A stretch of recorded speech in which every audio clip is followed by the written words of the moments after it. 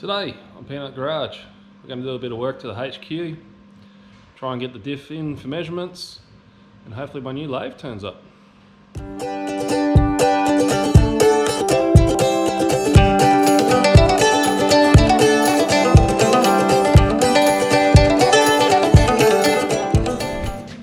Alright, picked up a second-hand gearbox. When I got the gearbox, it had a B&M short shifter on it, which wasn't going in the reverse. It looks like the lockout solenoid had failed.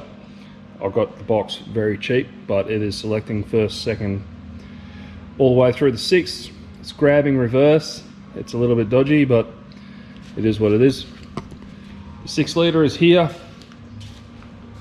Taking the sump off because I've already tried to stick it in the hole and it clashes with the cross member.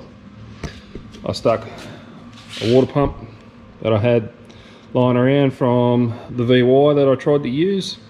This will be one of 2 water pumps.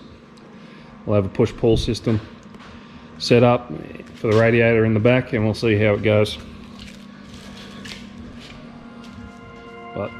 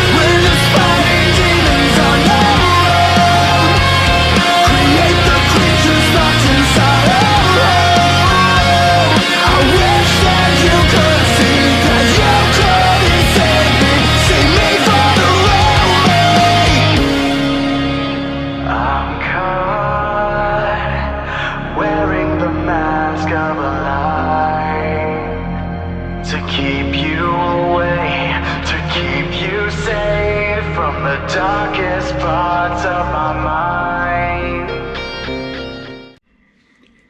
alright, after a lot of stuffing about, it's underneath. Next step is to start measuring. Going to bring in a couple of engine cranes, lift it up. The back mounts will touch the chassis. Then we'll get the measurements for the standoffs. We'll cut the chassis, weld them in, and up the front we'll measure up for some box section standoffs and make up a little spigot as well and get it in there. Alright, we'll see how we go. Alright guys, that's all the time I've got for. I've got to head back to work for another 2 weeks. I didn't get to work on the cars as much as I would have liked. renovations took over a fair chunk of my time, plus I had to run back up to Gladstone, my hometown, to drop my young fella off to his grandma's. But here's what it is. We'll have a quick cap over of Driftwood and Bullet. Yeah, I did get a little bit done. Here's what it is. All right, I got Bullet's new bonnet. I got Driftwood's new bonnet on, and the LQ9 tucked away in there. I've got the water pump on. Tough. Got some mounts for it. Took the truck sump off. They just don't fit with the truck sump. But yeah. All right. Been doing some rust repair. Fixed that up. Chopped the rest of the tunnel out to get the gearbox in without mucking around too much. Saved me a bit of time just zipping it out. Didn't get to pull the dash or any of the dash stuff apart. Over to the back. Did a lot of rust converting this time as well. Try and save what is left of this poor body.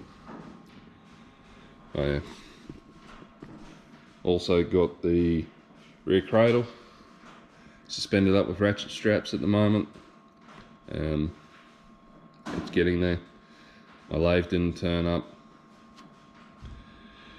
Yeah, I've only been waiting for it for 2.5 weeks, and it's still in Brisbane. It's not like I live in Perth or anything. I only live 2 hours away. It would have been better if I just drove over and got the bloody thing. But here's what it is. I did get a digital angle finder, a decent one. Got it from Speed Works. That's where I'm going to get my tube bender from as well. The pinion is sitting at about 1.2 degrees. I want to get that to 0, get it level, because I would like to run a single piece tail shaft as flat as possible, but considering these take a donut, I'm probably going to have to run a 2-piece shaft. I'll call a driveline specialist and see where I can go for that. But yeah, it is what it is. I also did the angle on the gearbox, and that's sitting at about 3.7 degrees. I want to get that closer to 0 as well. So we'll probably take that bit of steel out and chop it up to another 5mm, which hopefully brings it up closer to 0. Probably be closer to 8mm. That will get it to where I want it. And we may have to modify the engine mount, the chassis mounts, and angle them just a little bit more because those brackets are getting tight already. Oh yeah. Tailgate is mounted with the quick release pins. Yeah. Alright, over the Bullet.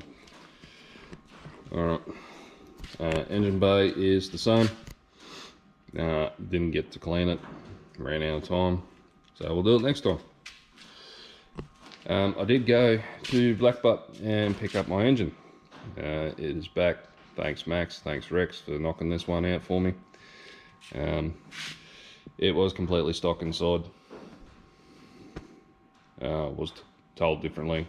Told it was cammed, making good power. Yeah, for what I paid for it at the time, I bought a smash, sold a whole heap of parts off it, kept a whole heap of parts for myself. So it worked out. I only paid about $1,500 for this motor and gearbox, which good luck finding it for that these days. I have chucked the blower on to see if we can make this setup work better. I had an LS2 balancer on it, and the way it comes from ProCharge is they use a cam lock on the stock balancer, and it was wobbling really badly, and the balancer was actually wobbling really badly because I bought a cheap eBay one. Yep, poor man pays twice. So we got an LS2 ATI balancer. This is the LS1 lower pulley, and as you can see, the belt is just slightly off. It's like 2 to 3 mil. Once my load gets here, we'll chuck this in, do the take the measurements, machine it back, and we'll recess it so it fits on there properly like it does here. It's got a tiny little recess for the lip of the ATI balancer that locates it, and then yeah, that should run true, and then we'll chuck it back in and get this thing fired up and back to the dyno. Throw it on corn and see if we see that magic 600. All right, a bit of an update in the cabin. I moved the fire extinguisher. I didn't like where it was because when it did catch fire, it took me too long to reach over, grab the fire extinguisher and bail out of the car.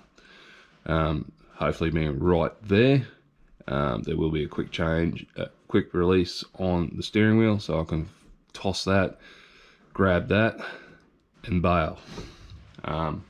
Also mounted the accusump.